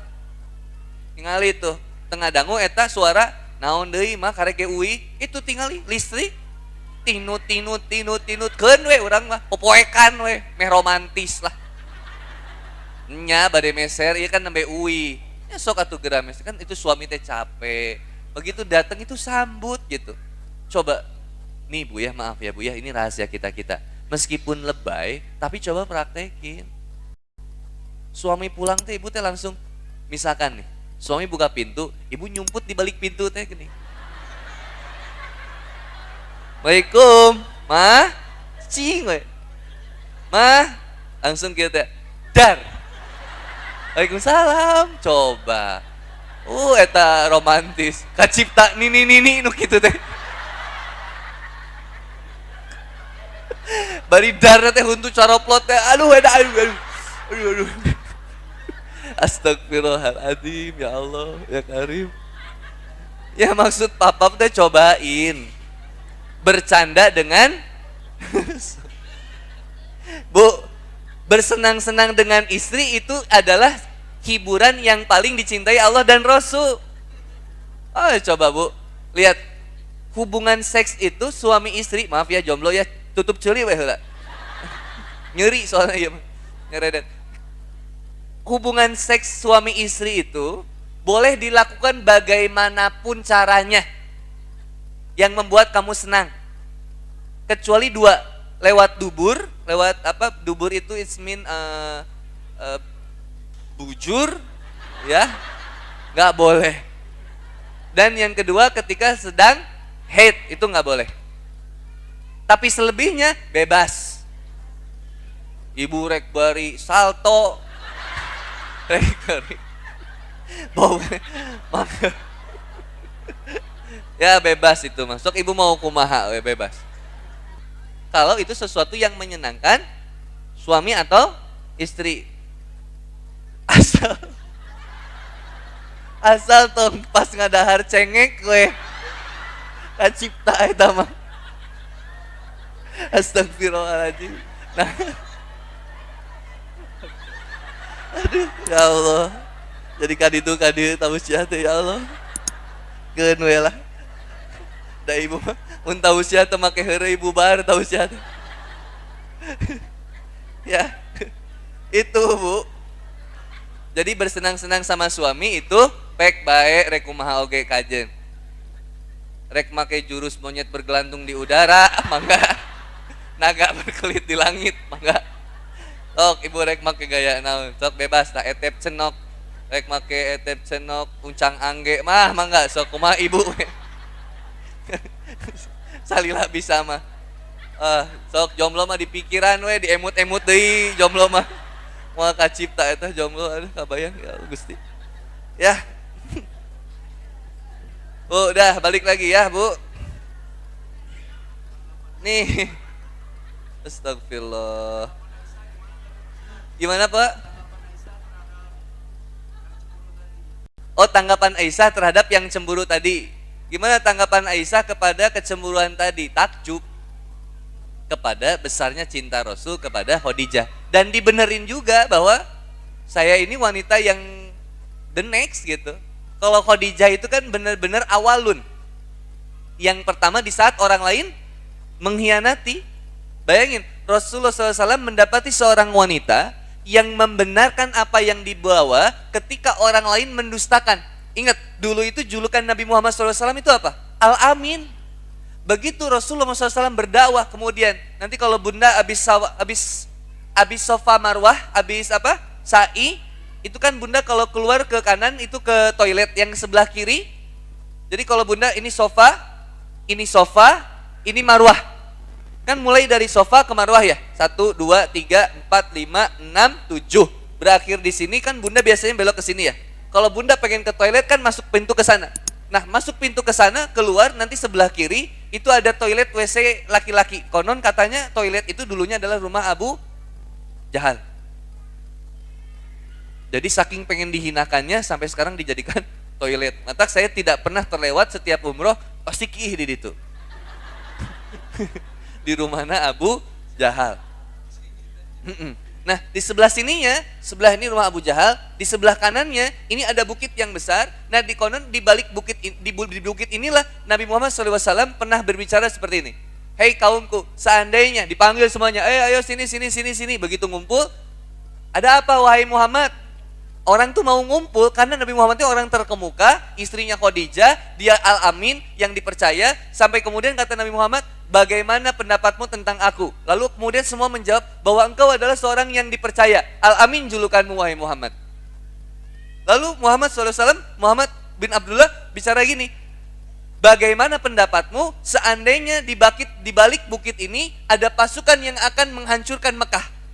Lalu kemudian mereka bilang, kami akan percaya kepadamu wahai Muhammad. Lalu kemudian Nabi Muhammad bilang gini, ketahuilah aku diangkat menjadi Nabi dan Rasul, maka ikutilah aku. Maka dari situ langsung berputar 180 derajat. Langsung berputar. Shut, berpindah. Langsung bilang, ini, gila kamu. Orang gila. pembohong. Bayangin, ngebalik. Dari yang dipercaya, jadi dituduh sebagai orang gila, dituduh sebagai orang yang pembohong. Itu hebatnya Khadijah dalam membersamai Rasulullah SAW. Bayangin bunda, ketika ditolak, Khadijah membersamai dakwah Nabi usia berapa? Sampai usia berapa? Khadijah radhiyallahu anha itu meninggal di usia kurang lebih 65 tahun. Artinya Khadijah membersamai dakwah Nabi selama kurang lebih 10 tahun. Yang selama 10 tahun ini, mohon maaf, hartanya habis. Habis bunda. Untuk apa? Membela dakwah Nabi. Ingat masa pemboikotan umat muslim?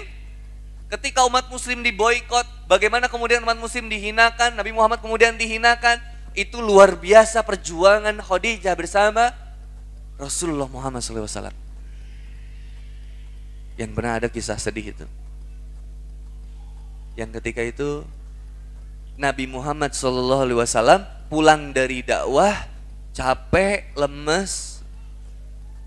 Khadijah langsung bilang gini, sini sayang, tidurin di sini.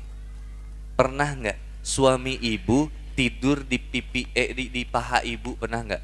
Paha yang berlemak itu pernah nggak?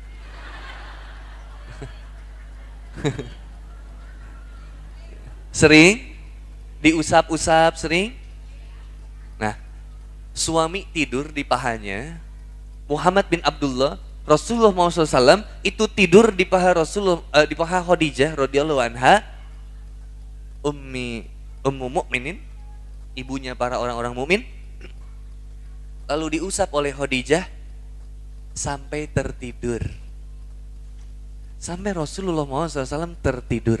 Ketika tertidur, Khadijah lalu membayangkan betapa bahagianya dia mendapati Rasulullah Muhammad SAW. Ari ibu, lamun salaki tidur di pimping ibu, diusap atau dicitak? Dicintrek. Gus dedeh teuing Gusti ngajodoh jeung nu kieu ya Allah. Nih bu, Khadijah beda, diusap-usap sambil dibayangkan alangkah beruntungnya saya mendapati dia. Dan alangkah bahagianya saya membersamai perjuangannya. Yang keluar doa, doa, doa, doa. Sampai menetes air mata Khadijah menuju pipi Rasulullah Muhammad SAW. Sampai Rasulullah Muhammad SAW terbangun. Terbangun, Rasulullah SAW kaget ngelihat istrinya menangis. Pak, jadi ketika istri menangis, respon kita itu kaget. Bukan jadi ngomel. Nah, teman cerik ini lebay pisan, enggak gitu, Pak.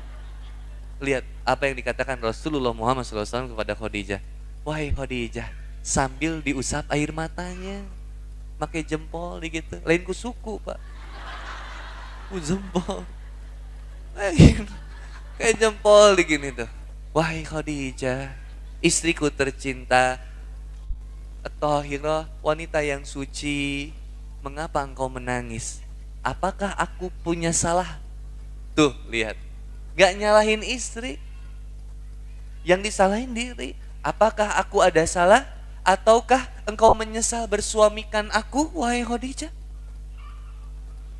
Dahulu engkau seorang yang kaya raya, bangsawan, hartawan, tapi begitu engkau bersuamikan aku dan datang perintah kepadaku untuk mengangkat aku menjadi nabi dan rasul untuk membawa risalah dakwah ini, maka kemudian hilang kehartawanmu, hilang kebangsawananmu.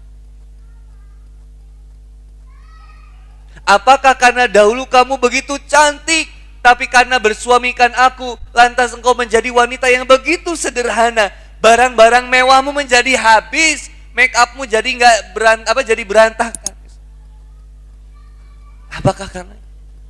Apakah engkau menyesal bersuamikan aku, wahai Khadijah? Lihat kata-kata Khadijah. Menangis tapi tersenyum. Jadi enggak yang lebay juga. Yang dengar curiga enggak gitu. Jadi yang menangis tapi tersenyum. Gimana maksudnya menangis tapi tersenyum? Menetes air mata karena haru. Lalu Khadijah bilang, ya Rasulullah, alangkah bahagianya aku membersamai perjuangan. Dahulu aku seorang bangsawan, dahulu aku seorang hartawan, dahulu aku seorang yang rupawan. Aku tinggalkan semua demi membersamai perjuangan dirimu. Belum beres. Apa kata Khadijah? Ya Rasulullah. Nah ini nih. Seandainya aku meninggal terlebih dahulu, sedangkan dakwahmu belum selesai, dan engkau harus berlayar menggunakan rakit sampai ke tempat dakwah yang engkau akan tuju, sedangkan engkau tidak memiliki rakit, maka engkau galilah kuburanku, kau ambil tulang belulangku, dan jadikanlah rakit untuk kau bisa sampai kepada pulau yang akan kau tuju. Ini ciri wanita saleh. Sodakta ya Rasul. Bagaimana Rasulullah SAW memasukkan profil wanita solihah 4. Pas 4, gak 5, 4, gak kurang 3, 4. 1 Asiyah, 2 Maryam, 3 Khadijah, 4 Fatimah. Lihat, perhatikan profil wanita solihah ini. Pelajari sejarahnya, nanti bisa kita bahas berikutnya sejarah masing-masing insya Allah.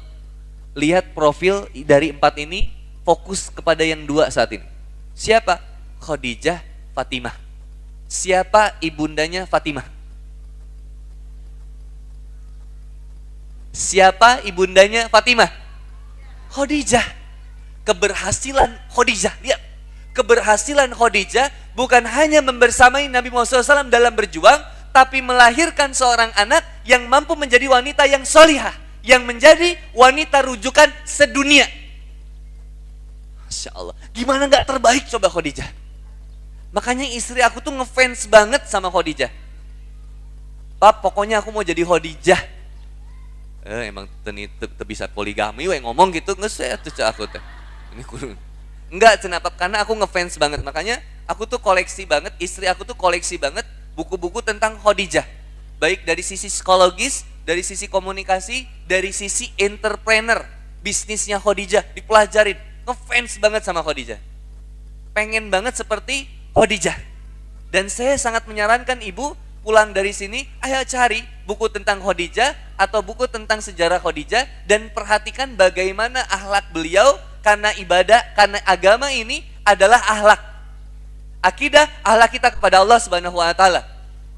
Ibadah, akhlak kita kepada Allah Subhanahu wa taala, akhlak kita kepada Rasulullah SAW, akhlak kita kepada Al-Qur'an, akhlak kita kepada sesama, akhlak kita kepada diri kita sendiri, akhlak kita kepada orang tua. Ini akhlak. Maka Rasulullah SAW mengatakan, innama bu'istu liutammima makarimal akhlak, atau innama bu'istu liutammima solihal akhlak, bahwa Rasulullah Muhammad SAW diutus untuk kemudian menyempurnakan akhlak. Aduh, belum beres ini sebenarnya ya. Saya lanjutkan dulu sampai ke jam 8. Saya beresin semampu saya dulu, karena enak insya Allah.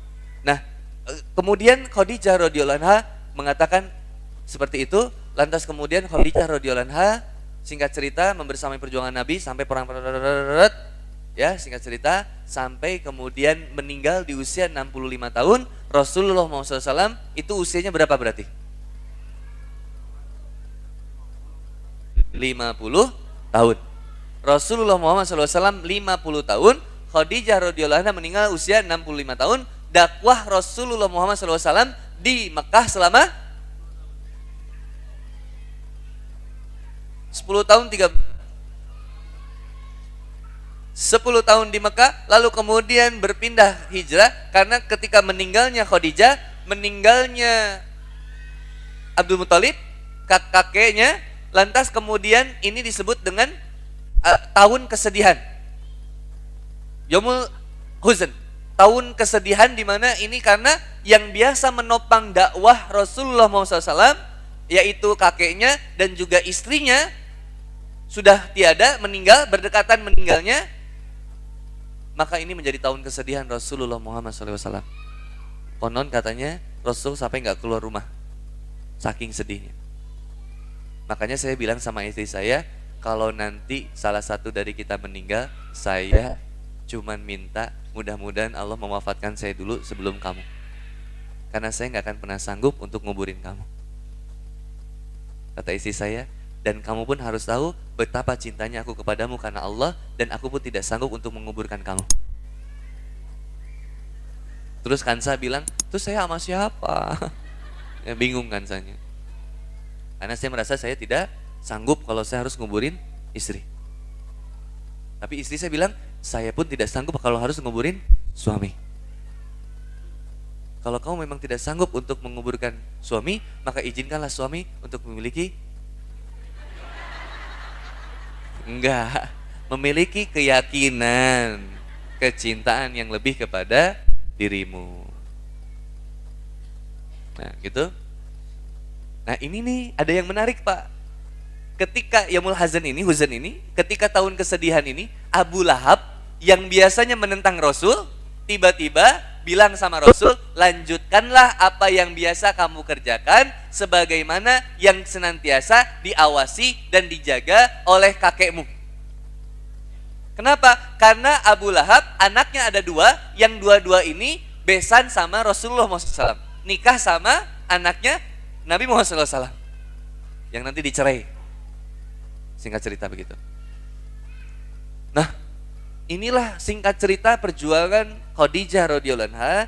Pengen Kang Boni sampaikan apa yang bisa diketik dari sini. Saya mengutip salah satu kalimat yang luar biasa dari seorang ulama yang luar biasa. Disebutkan tentang bagaimana peran istri saat suami membutuhkan penghibur. Maka kemudian kata ulama ini mengatakan, coba kita bayangkan bagaimana kondisi psikis dari Khadijah. Bagaimana ketakutan Rasulullah SAW dalam mengalami kejadian luar biasa saat Jibril datang ke beliau dan menyuruh untuk membaca Iqra yang tadi ya, Iqra bismi rabbikal ladzi khalaq, khalaqal insana min 'alaq, Iqra dan seterusnya. Apa yang dilakukan saat menghadapi suami yang sedang terpukul oleh kejadian yang luar biasa yang dialaminya. Bagaimana cara Khadijah meringankan beban suami yang tercinta, bagaimana dia berdiri di samping suami untuk menenangkan dan menenteramkannya, dan bagaimana Khadijah melakukan tindakan yang tepat. Dia memberikan contoh praktis teladan yang luar biasa, memperagakan peran sebagai istri yang kokoh dan teguh sampai hari pembalasan, tatkala dia berdiri tegak sebagai istri di samping suaminya, membantunya, menopangnya, dan menguatkannya. Khadijah tidak berpaling dari suaminya sama sekali, tidak menganggapnya gila, tidak melepaskan diri darinya, tidak tersibukkan oleh urusan apapun hingga melupakan suaminya, tetapi dia berdiri kokoh dan akan tetap kekal bersikap agar para wanita sepandang zaman mengetahui hal itu, bagaimana seharusnya seorang istri mendampingi suami pada saat suami terpukul oleh musibah atau tertimpa kesulitan atau tertimpa kesedihan atau terbebani sesuatu yang amat sangat dibenci oleh suami. Ini luar biasa. Jadi quotes-nya adalah, jadilah wanita yang bukan hanya sebagai pendamping suami biasa, tapi jadilah pendamping suami yang luar biasa. Ada di kala saat ia bahagia dan senantiasa datang sebagai pelipur lara ketika suami dilanda kesedihan ataupun dilanda ujian. Kita sebagai istri, mohon maaf, ibu-ibu sebagai istri maksudnya, senantiasa membersamai suami apapun yang terjadi. Loyalitas seorang wanita diuji ketika pria tidak memiliki apa-apa. Dan loyalitas seorang suami diuji ketika laki-laki memiliki segalanya. Maka jadilah pasangan suami istri yang saling menguatkan dan mengingatkan satu dengan yang lainnya, tidak saling menuntut tapi saling menuntun untuk sampai kepada ridha Allah Subhanahu wa taala. Allahu a'lam bishawab. Segitu dulu insyaallah. Allahumma sholli wa sallim wa barik alaik. Allahumma sholli ala Muhammad wa ala ali Muhammad kama sholaita ala Ibrahim wa ala ali Ibrahim wa barik ala Muhammad wa ala ali Muhammad kama barakta ala Ibrahim wa ala ali Ibrahim fil alamin innaka Hamidum Majid. Mudah-mudahan Allah senantiasa memberkahi Khadijah radhiyallahu anha, membersamai keluarga, memberikan kesejahteraan sebagaimana Allah memberikan kesejahteraan kepada Nabi Ibrahim alaihissalam dan keluarganya, kepada keluarga Nabi Muhammad SAW dan keturunannya. Dan mudah-mudahan kita diberikan tenaga, diberikan waktu, diberikan kecukupan harta untuk bisa berziarah. Berziarah ke makam Nabi Muhammad SAW di Madinah dan berziarah ke makam Khadijah radhiyallahu anha dan bisa menunaikan ibadah umroh juga haji. Amin ya rabbal alamin. Kang Boni sekali, ibu-ibu sekali. Rabbana la tuzigh qulubana ba'da idh hadaitana wa hab lana min ladunka rahmah innaka antal wahhab. Rabbana taqabbal minna innaka antas samiul alim. Allahumma inni a'udzubika minal hammi wal hazan wa a'udzubika minal addi wal kasal wa a'udzubika minal jubni wal bukhl wa a'udzubika min galabatid daini wa qahrir rijal. Allahumma anta rabbi la ilaha illa anta khalaqtani wa ana abduka wa ana ala ahdika wa wa'dika mastata'tum abu'u laka bi ni'matika alayya wa abu'u bi dzambi faghfirli fa innahu la yaghfiru dzunuba illa anta.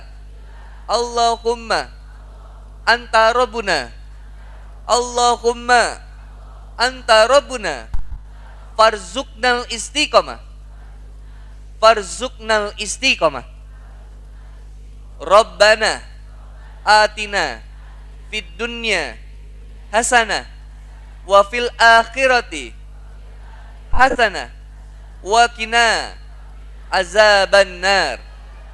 Subhana rabbika rabbil izzati amma yasifun wa salamun alal mursalin walhamdulillahi rabbil alamin. Fastabiqul khairat fisabil haq. Berlomba-lombalah dalam kebaikan, jangan pernah berhenti mencoba untuk menjadi istri yang solehah, istri yang terbaik di hadapan Allah Subhanahu wa taala, dan jangan pernah mencoba untuk menyerah. Dan jangan pernah menyerah untuk mencoba. Mudah-mudahan kita senantiasa diberikan keistiqomahan oleh Allah, saling mendoakan satu dengan yang lainnya. Sekali lagi saya ucapkan terima kasih kepada Majelis Taklim Kota Baru Parahyangan, Masjid Al-Irsyad, dan jamaah yang hadir pada pagi hari ini. Mudah-mudahan Allah senantiasa memberikan keberkahan kepada kita semua, melancarkan rezekinya, mencerdaskan anak-anaknya, menyolehkan anak-anaknya, dan Allah jadikan keluarganya, ibu-ibu semua menjadi keluarga yang sakinah, mawadah, dan warahmah. Seandainya ada yang sedang diuji, mudah-mudahan Allahumma yassir wa la tu'assir, Allah mempermudah urusannya dan gak dipersulit insyaallah. Insyaallah. Itu aja yang bisa saya sampaikan. Mohon maaf seandainya ada bahasa-bahasa yang kasar, bahasa yang kurang pantas atau kurang layak dalam ucapkan. Mohon disegerakan untuk kemudian dimaafkan agar tidak menjadi beban tanggung jawab di hisab kemudian. Segitu saja bisa saya sampaikan. Terima kasih atas perhatiannya. Billahi taufiq wal hidayah. Wassalamualaikum warahmatullahi wabarakatuh.